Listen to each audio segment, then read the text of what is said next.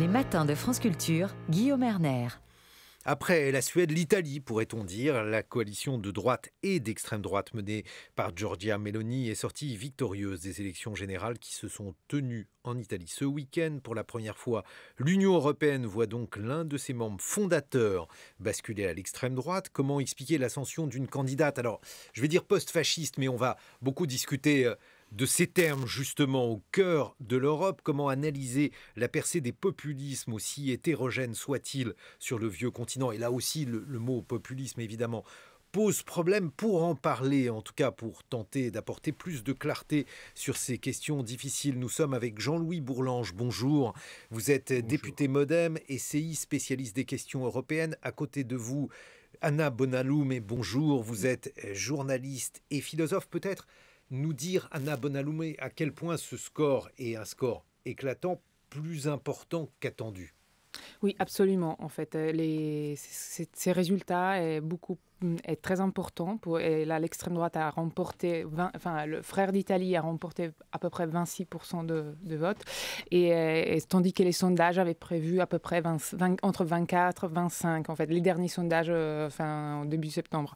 Donc, et tandis que la Ligue une autre surprise, c'est le score de la Ligue qui a remporté 9% de votes, tandis qu'aux élections européennes, en 2019, elle avait remporté entre 33% de votes. Donc effectivement, la victoire de l'extrême droite est très impressionnante. Et ce qu'il faut rappeler, c'est que en fait, le parti Frères d'Italie n'a pas participé au gouvernement, depuis 2018, n'a pas fait partie des coalitions. Et il y a une autre, si on peut faire un petit éclairage sur le système de vote. Alors, donc il s'agit d'un système, un mélange de système proportionnel et un système uninominal. Et la loi électorale s'appelle Rosatellum, et elle a été en fait mise en place en 2017. Donc, les Italiens ont déjà voté sur la base de cette loi en 2018. C'est-à-dire que, en fait, une partie des députés, en fait, à peu près un siège sur 3 est attribué par le système majoritaire, tandis que les autres sièges sont attribués sur la base du système proportionnel. Donc, un autre aspect important à retenir dans cette élection, c'est la réduction du nombre de parlementaires. Il faut se rappeler que l'Italie, avant cette réforme constitutionnelle de 2020, était l'un des pays avec le plus grand nombre de députés par rapport au nombre d'habitants, en fait, en Europe. Donc, les députés ont été réduits, le nombre de députés est passé de 945 à 600. Et puis, cette année, les jeunes, les citoyens de 18 ans avaient le droit de voter pour le Sénat. Donc ça, ce sont des nouveautés importantes. Et il faut aussi regarder un autre élément dans cette élection, c'est le taux de participation qui a chuté par rapport à... Et c'est une diminution, comment dire, qui se fait à chaque élection, en fait. On est à 64%, d'après les dernières estimations, mais c'était beaucoup moins que les 73% de 2018, et c'est en fait... Et c'est un grand signe aussi, c'est un signe très important de la défiance portée par les citoyens italiens, les électeurs, à l'égard de la classe politique. Un point de vue, Jean-Louis Bourlanges. Tout d'abord, peut-être sur les mots. Est-ce que le terme de post-fasciste vous semble approprié? Est-ce que vous en préféreriez un autre? Je ne sais pas, je crois que post-fasciste n'est pas un mauvais terme. Ce qui caractérise ces partis d'extrême droite qui prennent le pouvoir ou qui s'en approchent, que ce soit les démocrates suédois ou le Rassemblement national... Parce qu'il faut rappeler que ça s'appelle le Parti démocrate chez les Suédois. Oui, bien sûr, c'est très troublant. Mais les mots sont utiles, comme nous le disions, parce qu'ils permettent de mentir. Le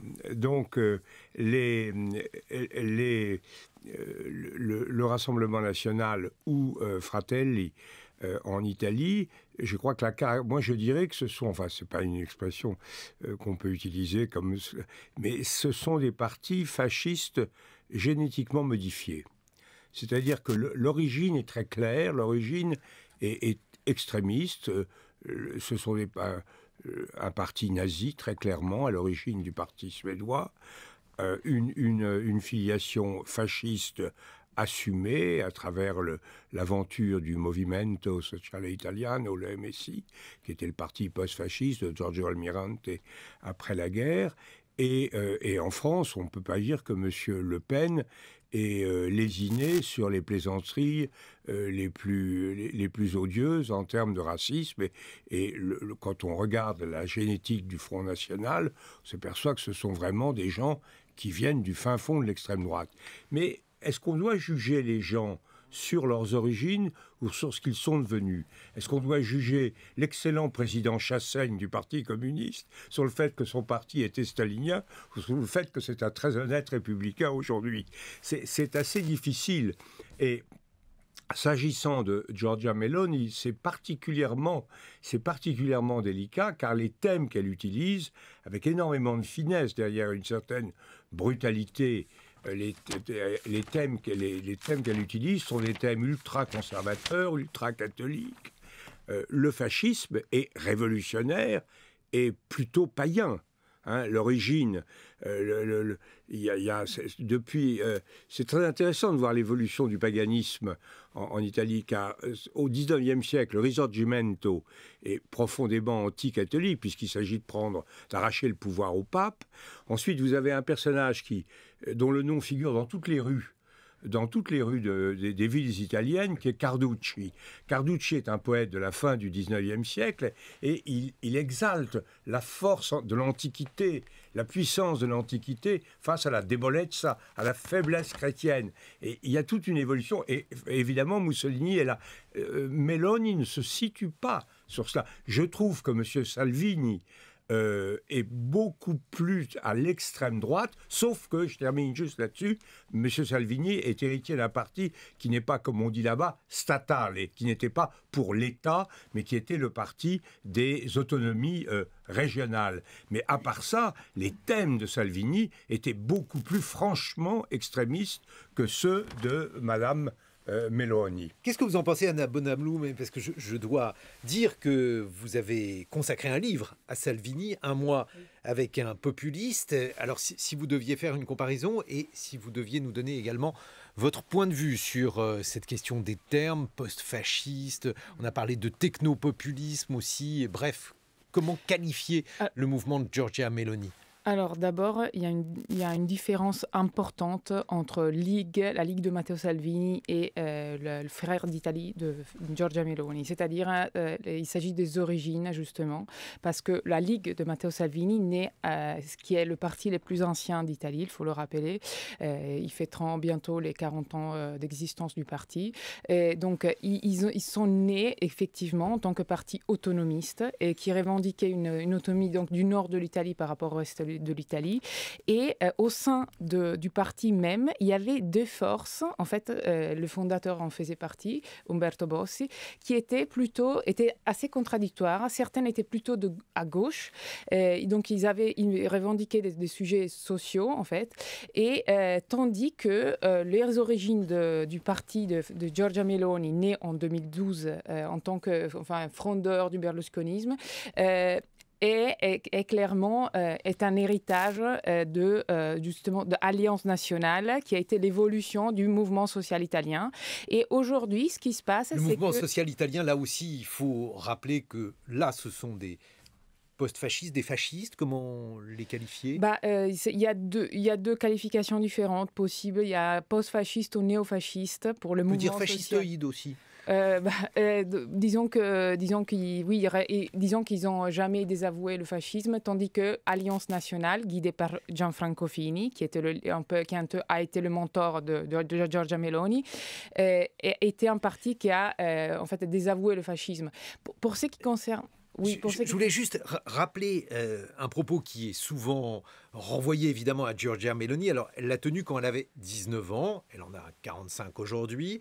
Et elle disait « Mussolini, c'était un bon politicien, tout ce qu'il a fait, il l'a fait pour l'Italie et on ne trouve pas ça chez les politiciens qu'on a eus depuis 50 ans. » Une question, Anna Bonalou, mais au vu du désastre qu'a été le fascisme italien. Comment peut-on être nostalgique de cette période-là? Alors, si vous faites une enquête en Italie aujourd'hui, c'est vrai que, disons, chez les plus jeunes, donc entre les 20 et 30 ans, il y a même plus de... Enfin, on a même plus on fait même pas appel à Mussolini. Lorsqu'on parle de fascisme, les gens commencent à perdre un peu la mémoire.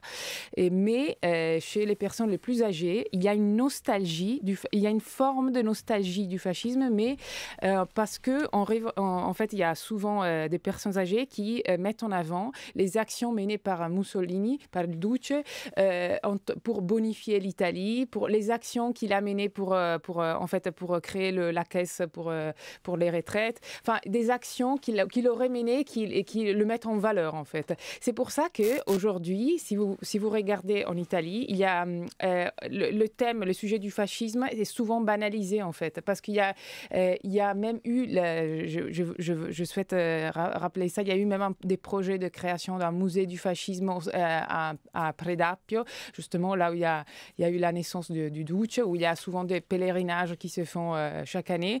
Mais donc il y a puis il y a une loi, la loi qui aurait dû passer, qui s'appelait la loi Fiano, qui aurait dû, criminaliser la propagande fasciste, qui n'est jamais passée. Et donc, pour l'instant, on a juste une loi qui criminalise, en fait, les tentatives de création d'un nouveau parti fasciste, en fait. Jean-Louis Bourlanges. Oui, moi, je voudrais citer quelque chose, vous êtes tous beaucoup plus jeunes que moi, donc vous ne pouvez pas vous rappeler ça, mais moi, je me rappelle la mort, en 1988, de Giorgio Almirante, qui était donc le patron du Movimento Sociale Italiano, le parti fasciste. Toute la classe politique italienne, y compris le Parti communiste, était aux obsèques. Or, le parti fasciste ne fait pas partie de ce que les Italiens appelaient l'arc constitutionnel. Malgré tout, j'essaie de répondre à votre interrogation, malgré tout, le fascisme n'a jamais été totalement au banc de la société italienne. Justement, comment l'expliquez-vous? D'abord, c'est évident que la violence de l'arrivée au pouvoir, la violence de l'exercice du pouvoir est insupportable. Ce qui est reproché surtout à Mussolini, c'est la conduite lamentable de la Seconde Guerre mondiale, la façon dont il est, enfin le contraire de Franco. Si vous voulez penser à Franco, c'est l'anti-Franco. Mussolini, il a fait le mauvais choix au mauvais moment. Franco a été aussi un désastre, mais disons ça n'a pas été un désastre. Économiquement, ça a été une catastrophe. Le régime actuel en est sorti sous une forme de démocratisation. Donc on peut dire combien de temps l'Espagne a perdu avec le franquisme? Non, mais je ne sais pas faire le bilan du franquisme.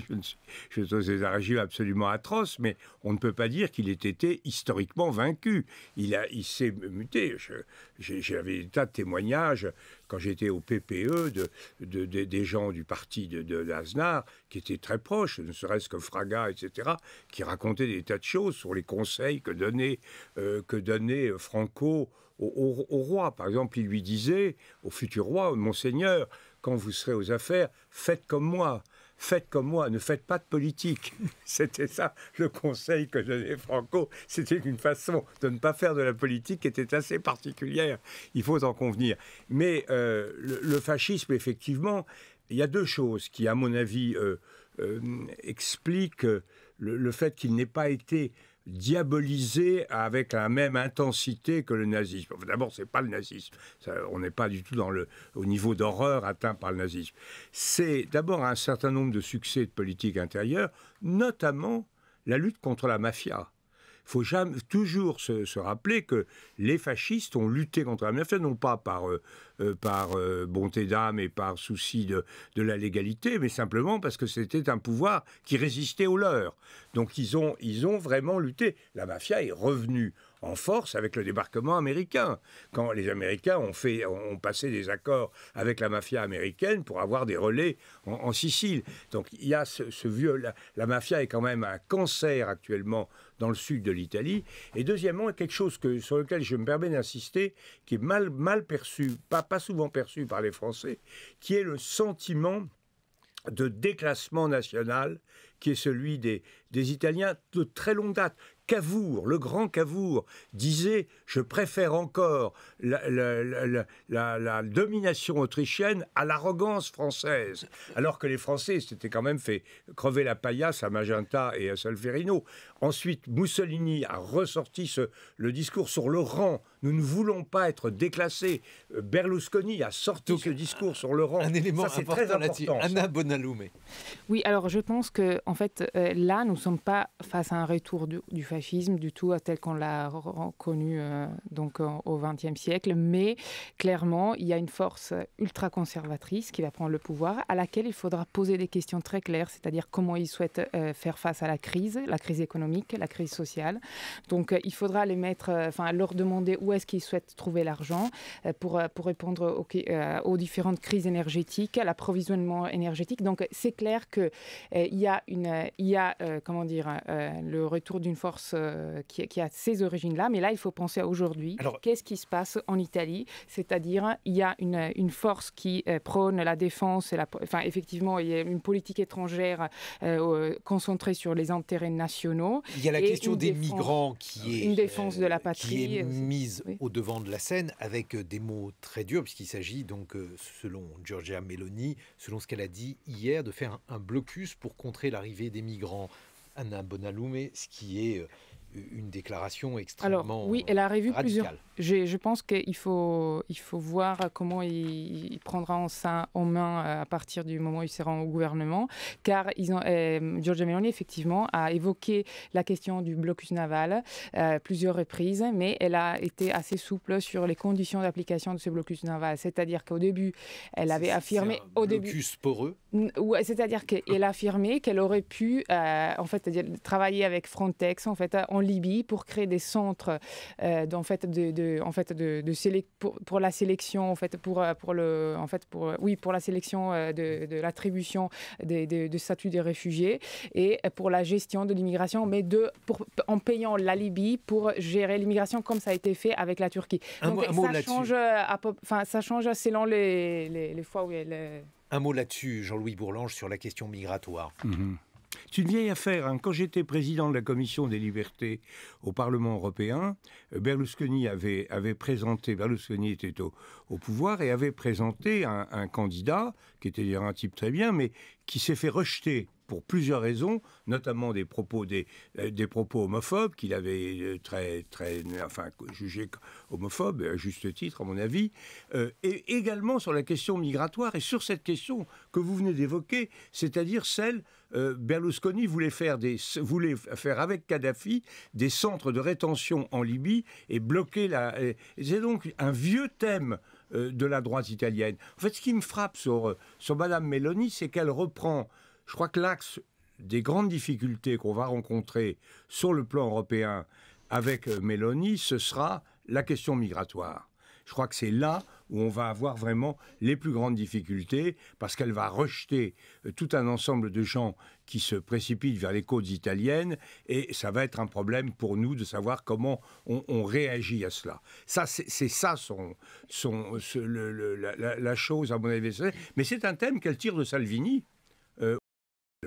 On en reparle dans une vingtaine de minutes. On va évoquer maintenant qu'est-ce qui pourrait se passer en Italie, et puis aussi j'allais dire de proche en proche, on va évoquer également l'arrivée de l'extrême droite en Suède, et puis, qui sait, son poids dans d'autres pays. Nous sommes en compagnie d'Anna Bonalume, Un mois avec un populiste. C'est votre livre publié aux éditions Fayard. Jean-Louis Bourlange, je rappelle que vous êtes député Modem et spécialiste des questions européennes. Il est 8h sur France Culture. Il faut continuer à évoquer les élections législatives italiennes. Le résultat avec la victoire éclatante de Giorgia Meloni, son parti d'extrême droite Fratelli d'Italia.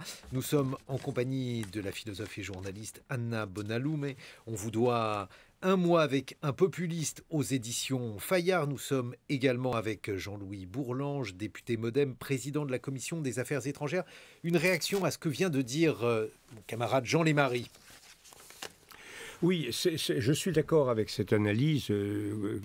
Je pense que il faut la comparaison avec Zemmour, Le Pen et Madame Mélanie est complexe parce que ça mélange deux niveaux d'appréciation.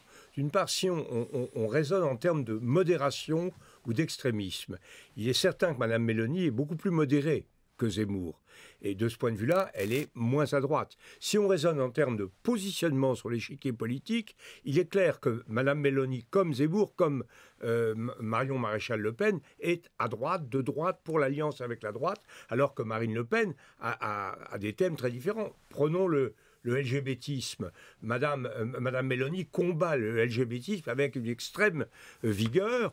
Madame Le Pen avait été totalement absente des manifs, de la manif pour tous. Ce n'est pas son thème. Elle défendait très clairement le pouvoir, le droit des homosexuels, etc. Elle n'était pas du tout sur cette ligne. Sur le plan social, elle est véritablement très proche des thèmes qui sont ceux de la France insoumise, sur le SMIC, sur les retraites, etc.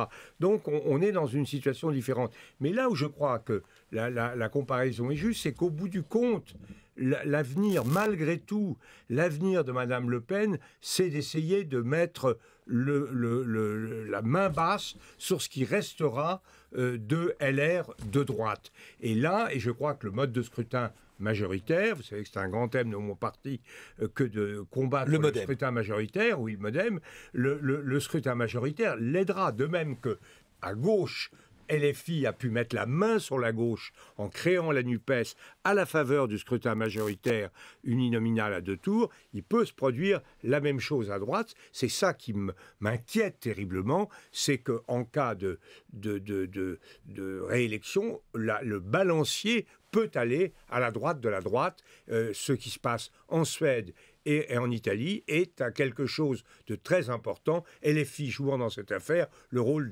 d'idiot utile qui permettra à l'extrême droite d'arriver. Anna Bonaloum, il faut que vous nous expliquiez pourquoi cette question donc de la manière dont Giorgia Meloni utilise par exemple le mariage homosexuel, tous ces thèmes, pourquoi cela occupe-t-il tant de place dans sa rhétorique ? Alors, déjà, il faut se rappeler une chose, qu'il y a une grande distance entre Marine Le Pen et Giorgia Meloni dans leur manière d'aborder la question des valeurs, parce que, notamment, il y a un élément essentiel à retenir. En France, il y a une loi qui défend la laïcité, tandis qu'en Italie, la religion principale est le catholicisme, et malgré, en fait, une diminution dans la pratique religieuse, donc les personnes qui vont se rendre à la messe d'un point de vue statistique sont en nombre mineur par rapport aux dernières années. Mais il y a une sensibilité au discours religieux, à la question de l'identité familiale. Et donc, il ne faut pas penser que donc il y a une pratique forcément religieuse, mais une sensibilité religieuse. Ce qui fait que, évidemment, les sujets, et Matteo Salvini et Giorgia Meloni, Matteo Salvini par le passé, notamment en 2018, et en 2019, lorsqu'il brandissait le crucifix à Milan à côté de ses alliés européens comme Marine Le Pen. Donc les sujets de l'identité religieuse est très forte, est très sentie en Italie, tandis que, évidemment, Marine Le Pen joue entre la laïcité et le fait d'être une catholique de par vie, en fait. Donc elle doit en tout cas jongler entre ces deux aspects. Et donc la question des droits et d'une image traditionnelle, en tout cas de la famille et aussi du mariage homosexuel. En fait, le fait que le mariage homosexuel ne fait pas partie de cette image traditionnelle de la famille, en fait, est assez, ça parle plutôt aux Italiens, tandis que en fait, les lois qui ont permis le mariage homosexuel en France, elles sont déjà passées.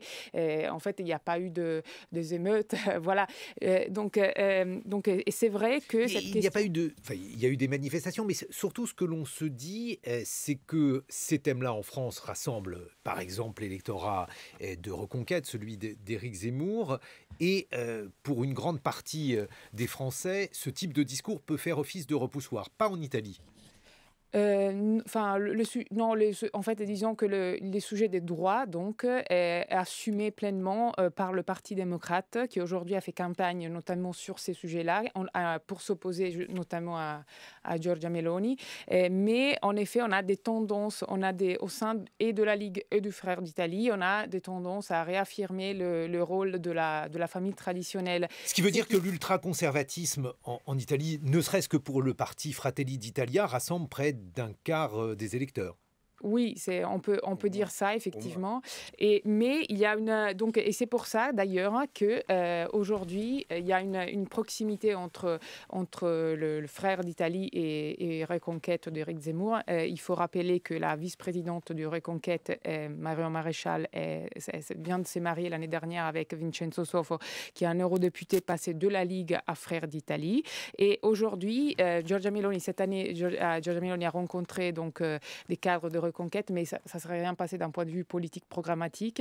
Simplement, ils sont Frères d'Italie en train d'évaluer des possibles alliances avec Reconquête. Mais évidemment, se distingue en revanche de Marine Le Pen, ne veut pas être confondu avec le Rassemblement. L'histoire de leur relation est assez complexe. C'est-à-dire qu'ils se sont vus en Italie lors d'une émission dans un talk show politique en 2015. Et ils se sont côtoyés. Et apparemment, en fait, le fait d'avoir soutenu... en 2017, Giorgia Meloni avait soutenu pour la présidentielle Marine Le Pen, tandis que cette année... pour les présidentielles, elle n'a pas donné son soutien à Marine Le Pen. Donc effectivement, les liens, l'alliance n'est pas passée, il n'y a pas une empathie particulière entre les deux. Jean-Louis Bourlange, une question difficile. Pourquoi l'ultraconservatisme tel qu'il est incarné par Giorgia Meloni ne fait-il pas recette ou fait-il moins recette en France ? C'est une mission, ça je crois qu'on a vraiment une tradition républicaine tout à fait différente, qui est fondée sur le rejet de l'Église, qui est quand même une des structures fondamentales de la République. Hein. La République française s'est bâtie non seulement sur la laïcité, mais s'est bâtie sur l'anticléricalisme. Donc il y a quand même ce fond qui est très... D'autre part, on est une société sans doute... je dis ça sans attacher une valeur particulière en termes normatifs, mais plus moderne que la société italienne. Il y a quand même un fond traditionnaliste italien beaucoup plus profond. Il y a le Concordat en Italie, qui est quelque chose qui domine. Je voudrais quand même ajouter une chose qui est très importante, qu'on n'a pas évoquée, c'est l'Ukraine et la Russie. La grande différence entre Madame Le Pen et Madame Meloni, c'est le rapport à la Russie. Pourquoi ? Parce que elle est... Écoutez, si je parlais de façon un peu triviale, je dis que Madame Meloni fait partie de ces Italiens qui ont le sentiment que depuis 1943, il n'est pas possible d'arriver au gouvernement sans avoir l'appui de la CIA. C'est, en tout cas, enfin, je caricature évidemment, mais sans avoir le soutien des États-Unis. Et c'est vrai que les États-Unis ont pesé sur la politique italienne de façon incroyable, même dans des épisodes extrêmement dramatiques comme le rapt et l'assassinat d'Aldo Moro. Enfin, il y a eu les Italiens ont pesé très très fortement sur cette politique italienne, et elle est solidaire des Polonais et pas des Hongrois sur le plan européen. Elle est dans le même groupe au Parlement européen que les Polonais et pas que les Hongrois et que Salvini. Et de ce point de vue-là, le rapport idéologique le plus proche de Le Pen, c'est Salvini.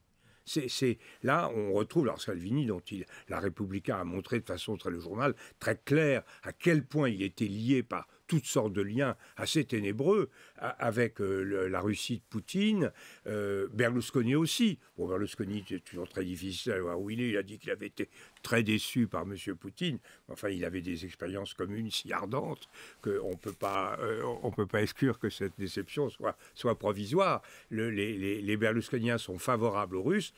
Salvini est très favorable à Poutine.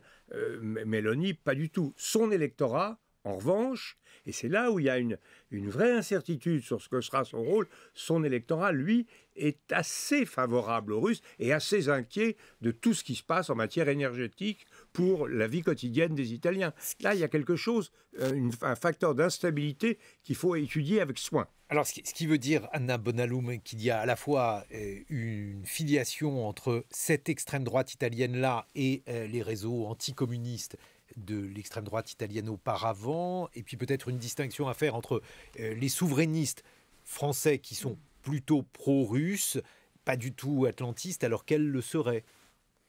Non, alors, ce qui se passe, c'est que, je pense qu'effectivement, il y a une ligne atlantiste défendue par Giorgia Meloni et qui a été réaffirmée lors des meetings, juste les derniers meetings de campagne. Et ça sera effectivement problématique, je pense, pour la Constitution, dans leur relation, dans la Constitution des relations internationales de la part de la majorité, très probable majorité de gouvernement de la Frère d'Italie, la Ligue et Forza Italia de se positionner par rapport à ces sujets. C'est-à-dire que pendant la campagne, Matteo Salvini a réaffirmé la nécessité de revoir les sanctions à l'égard de la Russie. Berlusconi, quelques jours avant le vote, il a proposé un récit de la guerre en Ukraine où en fait il s'agissait d'un appel de la part des séparatistes, enfin du Donbass, des populations de Donbass à la Russie pour se faire défendre des Ukrainiens. En fait, un récit complètement renversé. Et donc, c'est clair que historiquement, en fait, Silvio Berlusconi a noué des relations privilégiées avec la Russie, notamment dans le cadre du lancement du projet South Stream, qui était en fait le projet d'un gazoduc qui aurait relié l'Italie et d'autres pays comme l'Autriche et l'Europe occidentale à la Russie pour le transport du gaz. Et c'est vrai que les politiques énergétiques italiennes ont fait en sorte de créer une sorte de dépendance dans les dernières 10 années aussi pour des raisons économiques, évidemment, pas que politiques, mais pour une sorte de dépendance du gaz russe. Donc effectivement, il y a des relations privilégiées qui datent de l'époque du parti. Elles sont très, très ancrées, très anciennes, les relations avec la Russie, c'est-à-dire que elles datent au moins de l'époque du parti communiste italien, qui était le plus grand parti, le plus important en Europe. Et après, ils ont continué pendant la guerre froide, au moment où plusieurs entreprises italiennes s'installent et commencent des relations commerciales, économiques avec la Russie, guidées par notamment Fiat et Eni, l'entreprise de l'énergie italienne.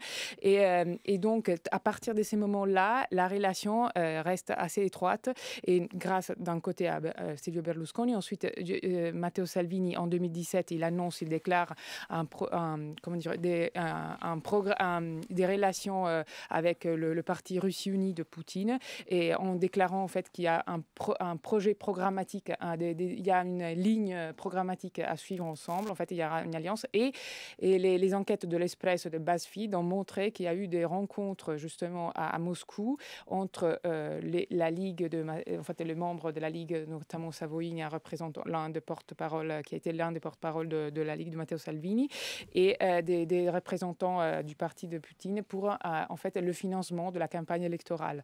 Donc effectivement, l'histoire des relations entre l'Italie et la Russie est très, en fait, elle montre une sorte de proximité.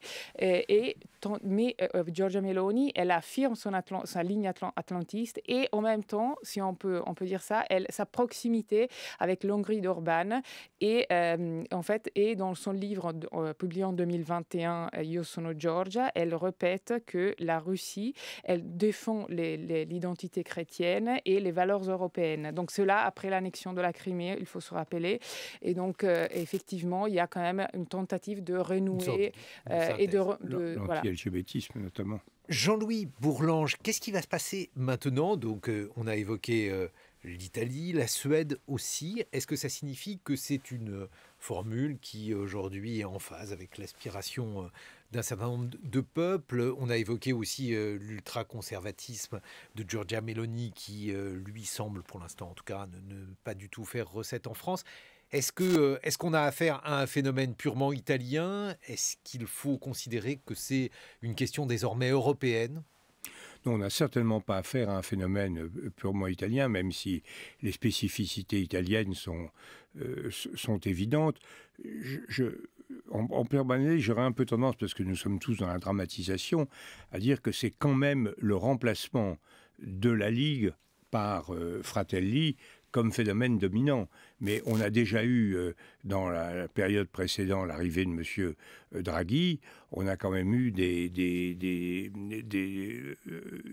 une coalition avec l'ambiguïté de Cinque Stelle aussi. On avait Cinque Stelle et les 5 étoiles, donc et le parti et Salvini. Ça avait fait aussi une politique très anti-européenne, très anti-française. On s'était vraiment brouillé avec les Italiens dans des conditions pénibles. Moi, j'ai passé les 2 dernières années avec mon ami Piero Fassino, qui est mon homologue à la Commission des Affaires étrangères italienne. Donc, je souhaite, vous me voyez sur mon portable, j'essaie de savoir s'il va être... Vous lui envoyez des témoignages de sympathie. Assez bon, c'est un personnage tout à fait formidable, qui était proche d'Enrico Letta, proche de Napolitano historiquement, et je souhaiterais vraiment qu'il soit, à titre personnel et à titre politique, qu'il soit réélu. Mais ce qui est frappant, c'est quand même qu'à gauche, la spécificité italienne, c'est que Cinque Stelle a fait un vrai succès. Or, Cinque Stelle, c'est un parti authentiquement populiste, authentiquement pro-russe. Conte, qu'on pensait éliminer au moment où Draghi est arrivé, etc., et qui est à l'origine de la crise actuelle et qui est à l'origine de l'ébranlement qui s'est produit et dont que nous commentons aujourd'hui, il s'en est assez bien tiré. Je crois, d'après les informations qu'on a, ça fait 15%. Il faut ajouter ces 15% de populisme au reste. Donc on a là une situation qui est tendue. Les partis européens, libéraux, sociaux, démocratiques, sont quand même entourés à droite et à gauche de partis populistes très forts. Alors cela dit, sur le plan européen, oui, sur le plan européen, ça nous pose un problème. Lequel ? Est-ce qu'il va y avoir une rupture sur le plan économique ? Je ne crois pas. Le plan, c'est 200 milliards pour l'Italie. Meloni n'est pas idiote. Elle ne va pas dire « Oh non, je suis contre l'Europe, je ne prends pas les 200 milliards ». Elle a dit d'ailleurs qu'elle voulait revoir les priorités. Quand vous dites que vous allez revoir les priorités, c'est que vous acceptez la chose, en réalité. Donc là, je pense que, en revanche, la situation économique italienne est très très tendue. La situation budgétaire est très très tendue. Donc comment ça va se passer ? Elle aura des responsabilités à prendre sur le plan budgétaire qui seront pas faciles. Sur le plan de l'Ukraine, on va voir ce qu'elle fait. Je pense qu'elle bougera pas trop par rapport, mais qu'on n'aura pas cet engagement qui était celui de Draghi. Alors la question centrale, ça sera l'immigration. Je crois que là, et c'est là où la question européenne se pose pleinement, c'est que la renaissance de l'Europe, qui est indiscutable, la renaissance géopolitique de l'Europe, qui est menée plutôt par le centre-gauche, en même temps se manifeste à droite par l'élévation de barrières à l'immigration en Suède, en Hongrie, en Pologne, sauf quand il s'agit d'immigrés venus d'Ukraine, et en Italie. Et là, on va avoir une pression extrêmement forte assez injuste d'ailleurs, parce que contrairement à assez injuste pour nous, les Allemands, les Français et les Italiens ont pris chacun leur part de l'immigration. Mais on va avoir une pression très forte, et là, on va avoir vraiment une tension entre deux Europes sur ce qu'il faut faire, la façon dont il faut aborder la question migratoire. Je crois qu'on n'est pas sorti de l'auberge sur ce plan-là. Anna Bonalou, mais qu'est-ce qui va se passer maintenant en Italie ? Est-ce qu'elle va former un gouvernement ? Est-ce qu'il y a encore une incertitude à cet égard ? Il faudra attendre le 13 octobre pour les renouvellements des chambres. Et d'abord, ça sera la première étape. Et ensuite, il faudra attendre pour la création d'un gouvernement. C'est-à-dire que normalement, le temps pour la création d'un gouvernement en Italie peut varier entre 1 mois en moyenne et 2 mois, par exemple. En 2013, avec Enrico Letta, ça a pris 2 mois. ça a été, voilà, donc il faudra constituer effectivement que la coalition de centre-droite prenne des décisions quant au ministre et à proposer, enfin au ministre à choisir.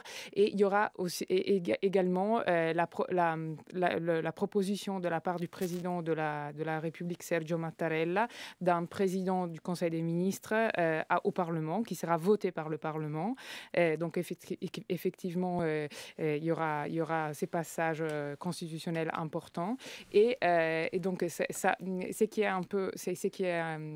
qui peut inquiéter, c'est que l'Italie ne peut pas attendre.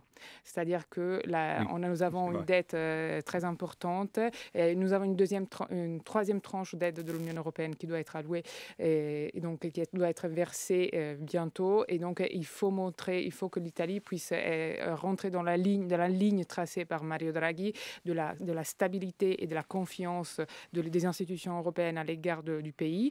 Donc c'est clair que ça doit être rapidement en fait. Donc, et ça dépendra essentiellement de la coalition de centre-droite. Un mot de conclusion, Jean-Louis Bourlanges. Là-dessus, que peut-il se produire, sachant qu'on a effectivement une certaine urgence pour l'Italie, qui est dès lors une urgence européenne? Ce qui est certain, c'est que la proposition politique, l'offre politique de Meloni est extrêmement pauvre. En réalité, elle n'a pas défendu un projet alternatif très clair. L'Italie, à mon avis, continue son cycle où on passe de gouvernements raisonnables. Et le gouvernement Draghi était plus que raisonnable, il était admirable, il avait fait tous les bons choix. En réalité, dès qu'on réfléchit à la situation italienne, on est pour Draghi. Bon, et puis c'est rejeté parce que ce sont des efforts, parce que c'est la classe politique italienne dont ils veulent plus, parce que ce sont les partis, parce que effectivement, et chaque fois ces gouvernements, ça a été celui de Monti, celui de Letta, celui de Draghi aujourd'hui, on a une poussée populiste et des populistes qui n'ont pas grand-chose à dire, pas grand-chose à faire de très sérieux, de très alternatif. Ils disent sécurité, immigration, etc. Mais en réalité, il n'y a pas de réel projet alternatif. C'est ça le problème. Alors, soit Meloni le comprendra, parce qu'elle est certainement très habile et elle inventera une sorte de pragmatisme dans lequel elle récupérera, elle fera une droite conservatrice modérée, européenne, etc. Soit elle cultivera, comme Salvini l'a fait, le populisme et on repartira dans un cycle qui est pénible. Enfin, pour nous, en tout cas, c'est un grand partenaire sur lequel nous ne pourrons pas compter avec la même fermeté que dans les années qui viennent de s'écouler. Merci beaucoup, Jean-Louis Bourlanges. Je rappelle que vous êtes député MoDem, président de la Commission des Affaires étrangères. Merci, Anna Bonalume. Je rappelle le titre de votre ouvrage « Un mois avec un populiste » aux éditions Fayard. Dans quelques instants, le point sur l'actualité, le 8h45 de France Culture.